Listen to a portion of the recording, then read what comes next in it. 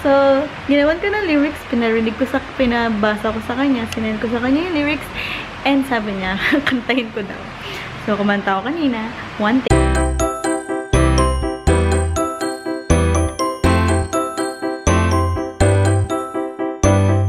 Good morning, good morning. Ngayon, ulit ako nakapag-vlog kasi meron na naman akong ginawa noong Tuesday, which is, baka yung iba sa inyo, alam nyo na kasi nag-post ako sa Facebook.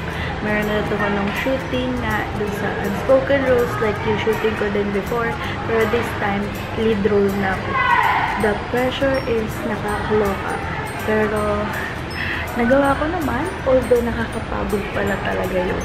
Kasi ang daming take, sobrang daming take. At dahil nga lead, madami akong scenes. So, medyo napagod ako and medyo nauna na naman yung takot ko dahil sobrang mahihain ako. Dahil feeling ko hindi ko kaya, feeling ko ganito, feeling ko ganyan. Pero, gusto ko i-prove na kaya ko. Gusto ko ma-overcome yung fear ko sa gawa ng something publicly na madaming nakatingin. Yun kasi yung ultimate fear ko yung may gagawin ako something sa harap ng madaming tao. And I think it will be live on next week or next week. It's either 11 Saturday or 18. Kasi every Saturday nga yung Unspoken Rules ng Adobe Studios, which is yung network ko. So ayun, abangan nyo. Then, yung behind the scenes, hindi ko pa pwedeng i-upload kasi na kailangan i-upload lang yun kapag yun nga, live na yung ano ba tawag dito? Ba't ayaw mag-focus natin?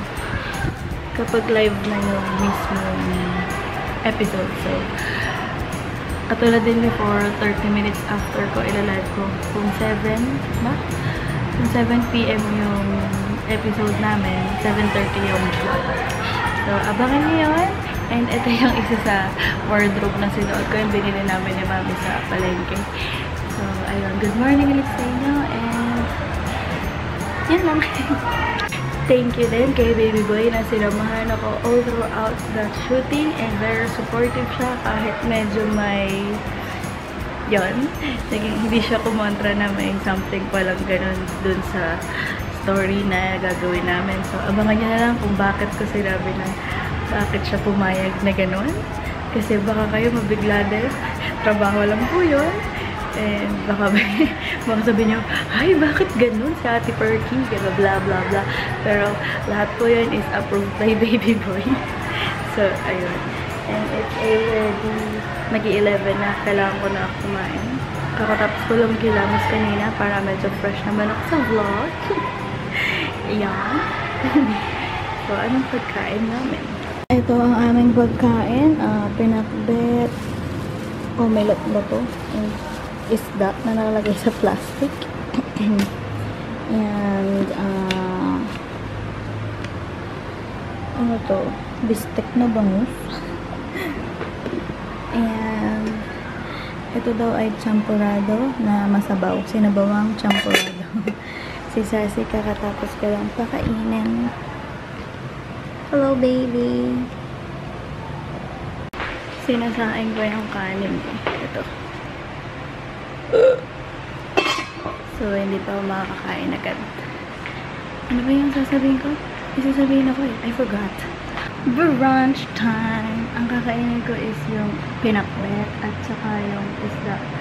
Pero konti lang ng isda. Kasi yung mga gantong hiwa ng isda, kung bangot man to, masyadong matinip. So, nahihirapan ako kainin. So, more of this, less of this. Kain na rin kayo ng breakfast, lunch, or dinner, or merienda, or kung nagugutom kayo. Busog. I don't know what I am going to do today. Kasi hanggang ngayon, I feel so tired. Ang ingay ng pinapanood ko. And I'm busog. Ang sarap nung bangus, nung bistek na bangus. Excuse me, nabusog ako doon. And ang sarap din ng pinakbet. Yun ang isa sa favorite ko na gulay na pagkain. Pinakbet. Lahat kinakain ko bukod sa ampalaya. I'm so busog. So is Sassy. Kumakain na rin si Sassy ng ibang menu like omelette. Hindi pwedeng itlog lang. Kailangan may halong iba. Kinain niya, naubos niya. Pinakain ko din siya ng chicken. Nabitin siya. So, binigyan ko siya ng omelette. Today, I don't know. I don't know what I am going to do. Kasi wala naman ako naka-plan for today. Ina-enjoy ko lang ang pagka-cozy ng damit ko. And sana may mag-vlog ako.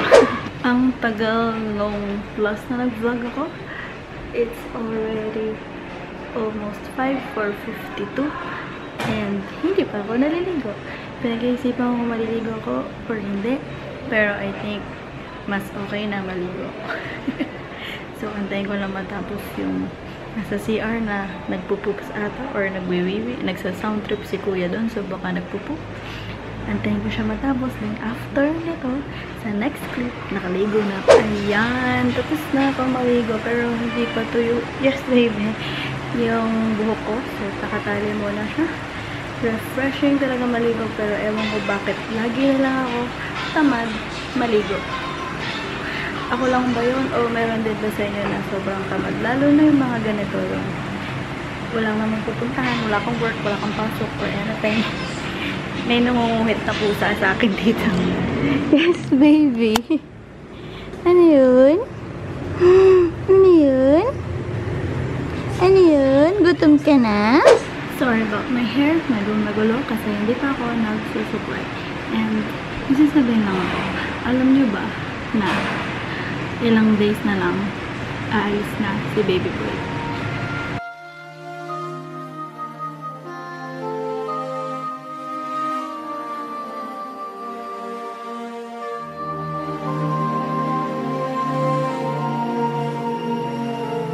Yes, ilang days na lang.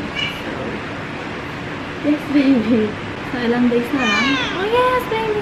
Pero hindi ko sasabihin kung ilan na lang kasi it's a secret. So, sana wala na maging aberya. Matuloy na talaga. Unlike before na na-move siya ng date. I think ready na siya umalis and excited na siyang iwan ako.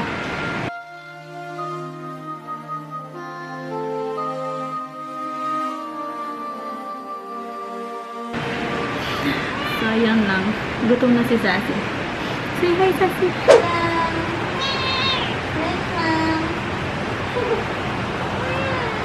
Comment pala about the apple cider vinegar sa hair ko. Sila mama ginagamit ko din nila. Kaya, ubus na yung apple cider vinegar. So, it's refreshing sa hair. Medyo na-lessen yung pag nagkamot ako kasi minsan may sumisingit sa kuko. I know, kadiri. Pero, yun talaga ako pag pinagpawisan. Ngayon, hindi na ganun kalala. Konti na lang. And hindi na ako masyado gaano nangangati yung buhok. So, I think it's effective. And sana kung continuous yung paggamit ko, mawala na talaga ng tuluyan yung dandruff ko. And sa hair ko, hindi siya pumangit. Hindi siya nag-dry. Mas parang gumanda pa nga eh. So, yun ang aking comment about the apple cider vinegar.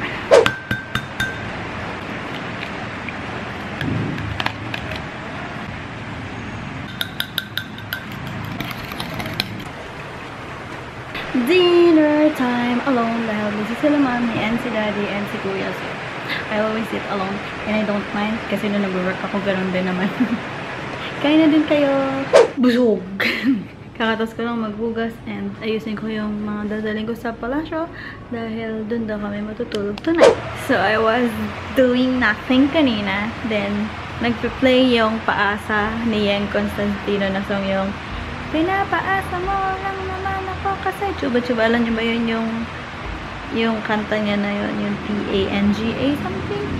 Eh, medyo nakarelate ako kasi medyo ganun kami ni Baby Boy dati. Hindi namin malaman kung gusto, hindi ko malaman kung gusto niya ako. Hindi ko rin sinasabi na gusto ko siya. Something like that. So, parang sabi ko, patang ko kaya yung ibang lyrics na makaka-relate kami. So, ginawan ko ng lyrics, pinabasa ko sa kanya, sinend ko sa kanya yung lyrics, and sabi niya, kantahin ko daw. So, kumanta ko kanina, one take. Gusto niya kasi mapakinggan. So, I don't know if I'm gonna upload it. Sobrang casual lang yun. Hindi siya yung legit na cover talaga. Pero, it's a full-length song. My first ever. So, kung gusto niyo i-upload ko, at hindi lang si Baby Boy yung makakita. Hindi pa ako literal na songer. Okay. Mahilig lang kumanta. So, if you want me to upload that, sabihin nyo lang at i-upload ko. Kung gusto nyo marinig yung version ko ng paasa. So, na-edit ko na yung video. Yung kanta. My first ever cover. Like, ito na.